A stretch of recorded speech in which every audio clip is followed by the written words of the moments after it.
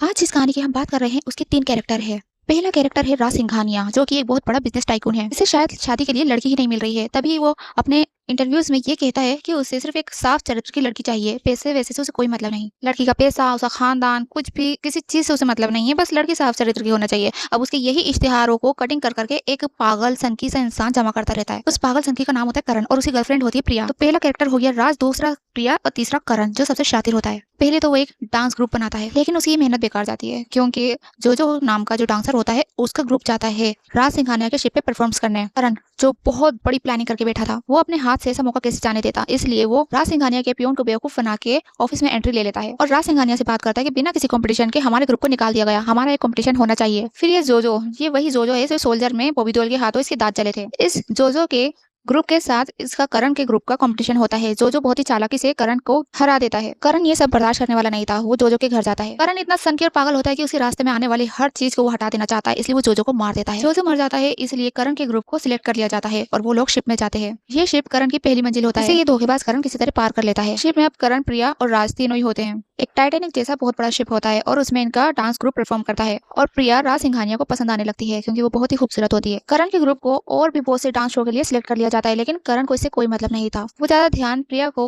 राज के करीब लाने में लगाता है। प्रिया बिल्कुल मासूम दिखती है और वो शायद होती भी है। करण के प्यार के जाल में फंस के वो हर बात मानती है। वहीं राज सिंघानिया उसे प्रपोज कर देता है। उसे लगता है कि करण बहुत ही छोटी मोटी प्लानिंग कर रहा है और वो उसका साथ दे रही है, लेकिन उसे नहीं पता कि वो कितने शातिर इरादों के साथ ये खेल खेल रहा है। प्रिया बहुत ही खुश होकर बताती है कि राज सिंघानिया ने उसे प्रपोज कर दिया है और फिर उन दोनों की शादी हो जाती है। राज सिंघानिया से करीब ना आए, इसलिए वो मन्नत का बहाना करती है और ये आइडिया भी उसे इस शातिर करण ने ही दिया था। राज सिंघानिया प्रिया से इतना प्यार करता है कि उसकी हर बात मानता है, उस पे आंख बंद करके भरोसा करता है। पता नहीं इतना बड़ा बिजनेस टाइकून इतनी बड़ी गलती कैसे कर लेता है। प्रिया को लगता है कि बस उसे अपने पति के साथ झगड़ते रहना है और एक दिन डिवोर्स हो जाएगा, लेकिन ऐसा कुछ होता ही नहीं। वो उससे इतना प्यार करता है कि झगड़े का मौका ही नहीं मिलता। करण उसे अपने खतरनाक इरादों के बारे में बताता है और कहता है कि कहना कोर्ट में तुम्हें सिर्फ इतना कहना है कि तुम्हारा पति ना मर दे। ये सुन के वो शौक में रह जाती है और रास्ते में उसका एक्सीडेंट हो जाता है। वो अच्छे भले इंसान के साथ इतना बुरा नहीं कर सकती थी। 2 दिन तक वो बेहोश रहती है, कोमा में चली जाती है। तो राज उसके लिए मन्नत मांगता है और भूखा रहता है, उसके होश में आने की दुआ करता है। प्रिया को भी राज से प्यार हो जाता है। पैसे वाला और प्यार करने वाला पति भला कौन छोड़ेगा। वहीं करण को उसका दोस्त ब्लैकमेल करता है, क्योंकि वो उसे सारे खेल के बारे में जानता है। उससे ब्लैकमेल करता है और 50 करोड़ मांगता है। तो करण उसको भी जान से मार देता है, लेकिन मरने से पहले वो राज सिंघानिया के फोन पे एक मैसेज छोड़ जाता है। प्रिया और करण के बारे में सब कुछ बता देता है। उसके बाद वो मर जाता है और वो मैसेज राज सिंघानिया के ऑफिस के फोन में सेव हो चुका होता है। प्रिया करण को छोड़ने का फैसला कर लेती है और वो राज के साथ ही रहने का फैसला करती है। वो दोनों खुशी खुशी साथ रहने लगते हैं, लेकिन ये खुशियां सिर्फ कुछ ही दिनों की होती है। करण इतनी आसानी से प्रिया का पीछा छोड़ने वाला नहीं था। वो प्रिया को मिलने के लिए बुलाता है और कहता है कि उसे उसका दोस्त ब्लैकमेल कर रहा है, और राज को भी धोखे से बुला लेता है और राज दोनों को एक साथ देखता है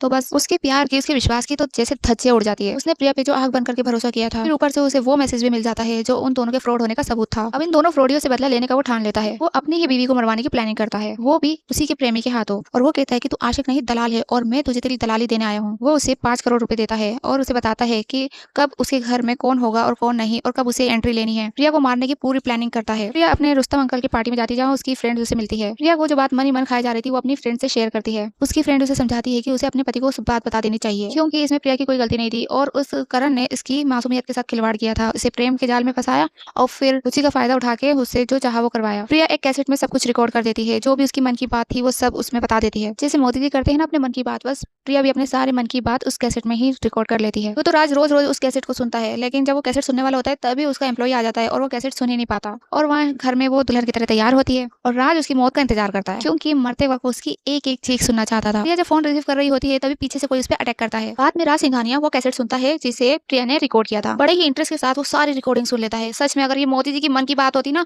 तो अब तक ये सो चुका होता। रिकॉर्डिंग सुन के उसके होश उड़ जाते हैं। वो जल्दी जल्दी से गाड़ी को तोड़ाता है कि उससे क्या गलती हो गई, इतनी बड़ी गलती हो गई। जल्दी जल्दी से घर पहुंचता है, लेकिन जब वो घर पहुंचता है तब तक खेल खत्म हो चुका होता है। और एक तो ये इंडियन मूवीज का समझ में नहीं आता है, टीवी सीरियल हो मूवीज हो, सब में यही होता है कि डायरेक्ट बात ही नहीं करते ये लोग, किसी ना किसी जरिए अपनी बात पहुंचाते हैं और फिर बात पहुंचे ना पहुंचे ये अलग बात है। तो राज सिंघानिया जैसे ही घर पहुंचता है उसे दिखता है कफन में लिपटी कोई लाश। उसे लगता है सब कुछ खत्म हो गया। बहुत अफसोस करता है कि तभी सामने बैठी से प्रिया नजर आती है, वो भी जिंदा। राज और प्रिया एक दूसरे के गले लगते हैं और रोते हैं, क्योंकि दोनों ही एक बार नेगेटिव हो गए थे और एक बार पॉजिटिव हो गए थे। राज तो पूरी मूवी में पॉजिटिव ही था, अभी जाके नेगेटिव हुआ, लेकिन वो करण शातिर सा करण फ्रोडिया वो पूरी मूवी में ओनली नेगेटिव ही था। अब पुलिस पता भी नहीं लगा पाती ये जो सामने खड़ा है करण ये ही गुनहगार है। राज उसके हाथों प्रिया को मरवा के उसे फंसाना चाहता था, लेकिन उसने भी बहुत ही शातिर खेल खेला, किसी और को ही भेज दिया प्रिया को मरवाने के लिए और खुद आके प्रिया को बचा लिया और प्रिया की नजरों में हीरो बन गया। जब राज प्रिया को मारने की प्लानिंग कर रहा था तब उस शातिर ने ये सब कुछ रिकॉर्ड भी कर लिया था। इतना दिमाग फ्रॉड करने में लगा सकता है, बिजनेस करने में नहीं लगा सकता था। अब ये राज को ब्लैकमेल करता है, उससे पैसे मांगता है, उसकी आधी दौलत ही मांग लेता है और प्रिया से डिवोर्स की भी कहता है। राज इसके पेपर फाड़ देता है, गन भी लेके आता है, शूट करता है, लेकिन ये भी बहुत सारे आदमी लेकर आता है राज को पीटने के लिए।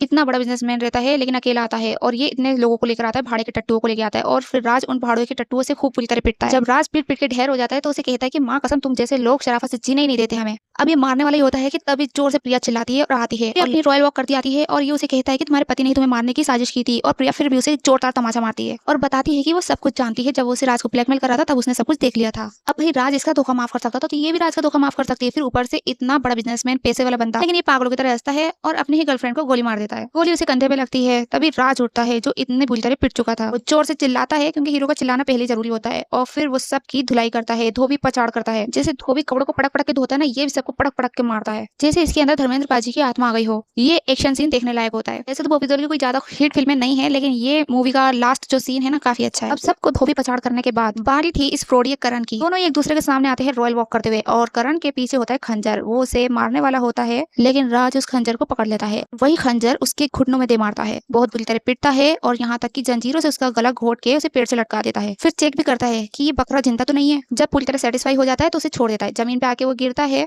और देखने में ऐसे ही लगता है जैसे ये मर गया, लेकिन नहीं भाई, इतनी सख्त जान होती है। बस 2 कदम राज आगे चलता है और इसकी आंखें खुलती है। पास पड़ी गन उठाता है और राज पे शूट करता है। हमें लगता है कि इसने शूट किया, लेकिन देखो तो पीछे से प्रिया ने इस पे शूट किया था। गोली इसके भेजे पे लगती है, इसकी भेजे को चीरते हुए निकलती है। मासूम से दिखने वाली प्रिया ऐसा निशाना मारती है कि एक निशाने में इसका भेजा शूट हो जाता है। अब ये पलट के देखता है कि कौन मारा और जैसे प्रिया को देखता है तो बस मरने से पहले उसे भी मारना चाहता है। वो प्रिया को शूट करने वाला होता है कि राज ऐसे लात मारता है ना इसको, पिस्तौल इसके हाथ से उछल जाती है और ये होता है राज का लास्ट एक्शन। राज से तो ये जानदार बकरा मरा नहीं था, प्रिया की एक गोली से ये मर जाता है। उसके बाद भी देखने में ऐसा लगता है कि फिर से जिंदा ना हो जाए। ये तो मर चुका होता है, कबाब से हड्डी जा चुकी होती है और दोनों एक दूसरे के गले लग जाते हैं। तो ये थी कहानी प्यार और धोखे की, अमीषा पटेल और बॉबी देओल की चंद हिट फिल्मों में से एक।